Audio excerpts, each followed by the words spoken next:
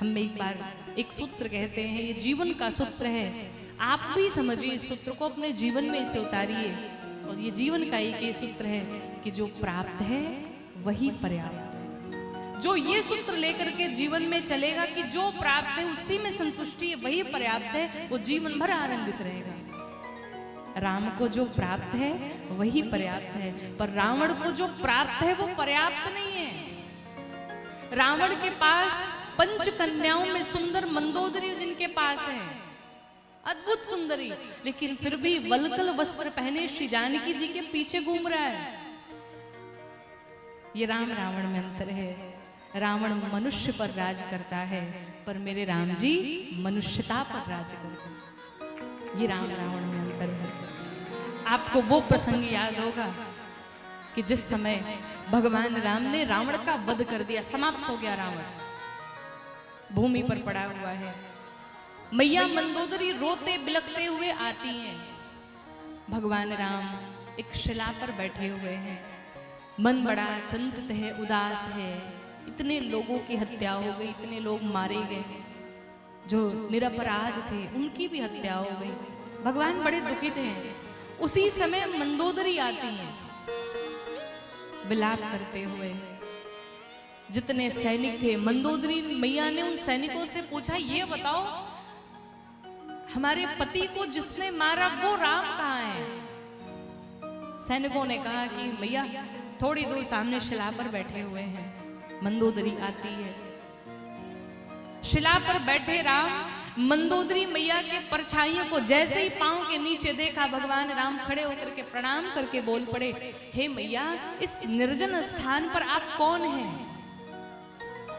मंदोदरी कहती हैं, मैं दुर्भाग्यशाली रावण की पत्नी मंदोदरी। भगवान राम ने प्रणाम किया, मैया मुझे क्षमा कर दीजिएगा, मैं रावण को मारना तो नहीं चाहता था, लेकिन मुझे मारना पड़ा। मैया मंदोदरी कहती हैं कि मैं ये देखने आई थी कि आखिर कौन है वो राम जिसने मेरे पति को मार डाला, मेरे पति को समाप्त कर डाला। ऐसा क्या है राम में जो मेरे पति में नहीं था? भगवान राम ने बोल पड़े, हे मैया इस निर्जन स्थान पर आप कौन हैं? मंदोदरी कहती हैं, मैं दुर्भाग्यशाली रावण की पत्नी मंदोदरी। भगवान राम ने प्रणाम किया, मैया मुझे क्षमा कर दीजिएगा, मैं रावण को मारना तो नहीं चाहता था, लेकिन मुझे मारना पड़ा। मैया मंदोदरी कहती हैं कि मैं ये देखने आई थी कि आखिर कौन है वो राम जिसने मेरे पति को मार डाला, मेरे पति को समाप्त कर डाला। ऐसा क्या है राम में जो मेरे पति में नहीं था? भगवान राम ने पूछा, मैया आपने देखा? मैया मंदोदरी ने कहा, आने से पहले ही देख लिया। क्या देखा? मैया मंदोदरी कहती हैं कि अरे तुम्हारे वंशज मानधाता को स्वर्ग में जाकर के जिसने चुनौती दे डाली, कुबेर को जिसने चुनौती दे डाली, ऐसा मेरा पति रावण था। लेकिन आज पता चला राम और रावण में अंतर क्या है। क्यों मारा गया रावण? क्यों मारा गया रावण? राम जी ने पूछा, क्यों मारा गया? आपको समझ में आया? मैया मंदोदरी कहती हैं कि 5 कन्याओं में सुंदर जिसके पास एक स्त्री, मेरी जैसे सुंदर स्त्री है, लेकिन फिर भी वो एक वल्कल वस्त्र पहने एक स्त्री के पीछे डोल रहा था। पर एक राम है जो पांव के पीछे जैसे ही परछाई किसी पर स्त्री की दिखाई पड़ी, राम तुरंत खड़े होकर के नतमस्तक होकर के प्रणाम कर डाले। यही राम और रावण में अंतर है। ये अंतर है। अर्थात भगवान राम के पास चरित्र है, रावण के पास चरित्र नहीं था। राम के पास चरित्र था, इसलिए गली गली घर घर में राम जी की कथा हो रही, राम जी का भजन हो रहा है। रावण ज्ञानी था, विद्वान था, प्रकांड पंडित था, उच्च कुल में जिसने जन्म लिया था, ब्राह्मण था, लेकिन फिर भी रावण मारा गया। रावण के आज हर जगह रावण को जलाया जाता है। किस लिए? क्योंकि रावण के पास सब कुछ था पर चरित्र नहीं था। ये राम और रावण में अंतर है। राम जी की कथा श्रवण करने मात्र से जीव को विश्राम मिल जाता है, शांति मिल जाती है। राम जी की ऐसी कथा जो सिखाती है कि भाई से भाई का प्रेम कैसा होना चाहिए, पति पत्नी का संबंध कैसा होना चाहिए, एक राजा प्रजा का संबंध कैसा होना चाहिए, वो सिखाती है ये राम कथा। गोस्वामी जी लिखते हैं कि रामचरित मानस यही नाम सुनत श्रवण पाय विश्राम। गोस्वामी जी कहते हैं कि भगवान की कथा सुनने मात्र से जीव को विश्राम मिल जाता है, शांति मिल जाती है। मन करि विषय अनल वन जरई होई सुखी जो एही सर परई। गोस्वामी जी लिखते हैं कि जिस प्रकार से जंगल में भयानक आग लग जाए तो जो जंगल का हाथी होता है वो दौड़ता कहाँ जाता है? सरोवर में जाता है कि कहीं मुझे पानी मिल जाए, उसमें मैं छिप करके बैठ जाऊं, फिर चाहे जितनी भी आग लग जाए मेरा बाल बांका नहीं कर सकती है। उसी प्रकार से हमारा आपका मन दिन रात विषय रूपी अग्नि में जल रहा है। शांति कैसे मिलेगी? कहा इस कथा रूपी सरोवर में आने के बाद उसे शांति मिल जाएगी। विषय क्या है? विषय का अर्थ पता है आपको? विषय उसे कहते हैं, आंखों का विषय है अच्छी अच्छी चीजों को देखना। नाक का विषय है, नासिका का विषय है अच्छी अच्छी सुगंध लेना। जिह्वा का विषय है अच्छे अच्छे भोग पाना। जैसे कि जब बारिश हो जाए ना और थोड़ी बहुत ठंड शुरू हो जाए तो सब क्या कहते हैं? थोड़ा बढ़िया पकौड़ा बनाओ, खाया जाए, बढ़िया बारिश हुई है, मौसम अच्छा हुआ है। ये क्या है? ये जिह्वा का विषय है। हाथों का विषय है अच्छी अच्छी चीजों का स्पर्श करना। कानों का विषय क्या है? भगवान की कथा सुनना नहीं, फिर दूसरों की बुराई सुनना। जो आनंद दूसरों की बुराई सुनने में आता है, ईमानदारी से बताना, वो कथा में आता है क्या?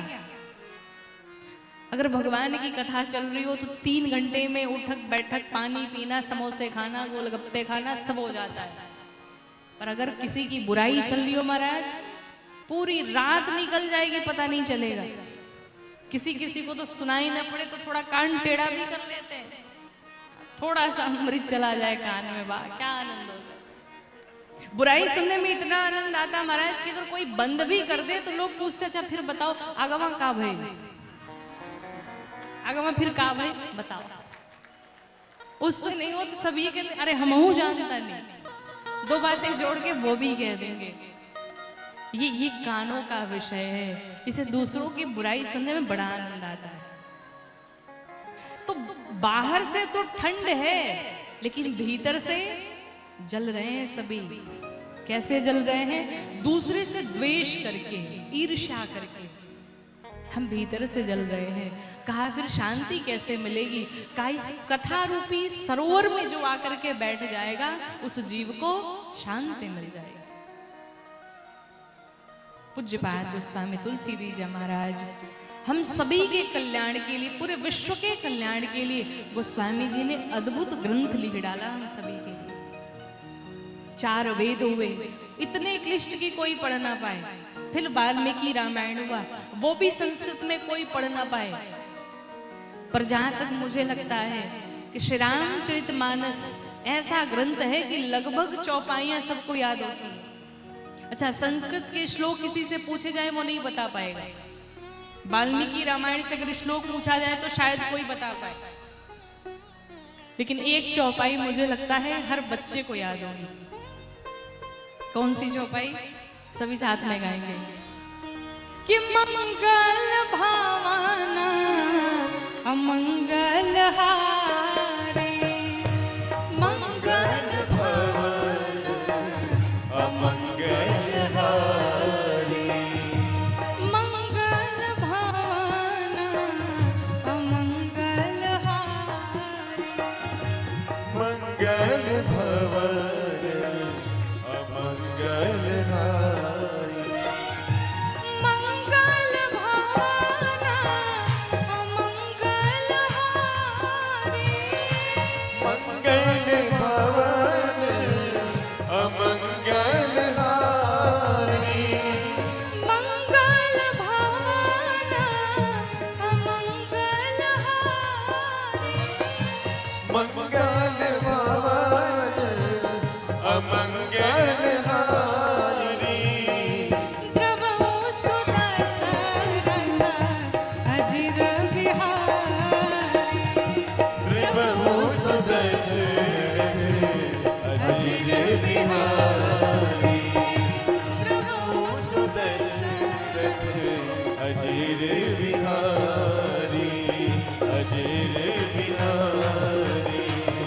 अजीर बिहारी। मंगल भवन अमंगलहारी, द्रवों सुदशरथ अजिर बिहारी। देखो किसने बोला अजर बिहारी? हम बार बार कथाओं में कहते, लगभग घरों में कुछ भी होता है ना तो सब मानस पाठ करवाते हैं ना। आजकल यही आसान हुआ पड़ा है, सब अपने घर में कराते हैं। पर दोष क्या है? हम कराते तो अपने कल्याण के लिए हैं, लेकिन घर के किसी भी बच्चे को बिठा दिया, चलो तुम ही कर लो। कोई भी आ रहा है, मानस पाठ किए जा रहा है, शुद्ध अशुद्ध का कोई ध्यान नहीं है। बच्चे जिनको पढ़ने नहीं आ रहा है वो भी मानस पाठ गा रहे हैं। इससे आपका कल्याण नहीं होगा।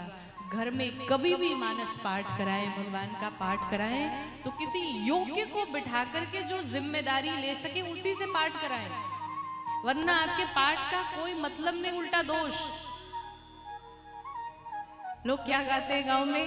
मंगल भवना मंगलहारी, द्रवों सुदशरथ अजर बिहारी।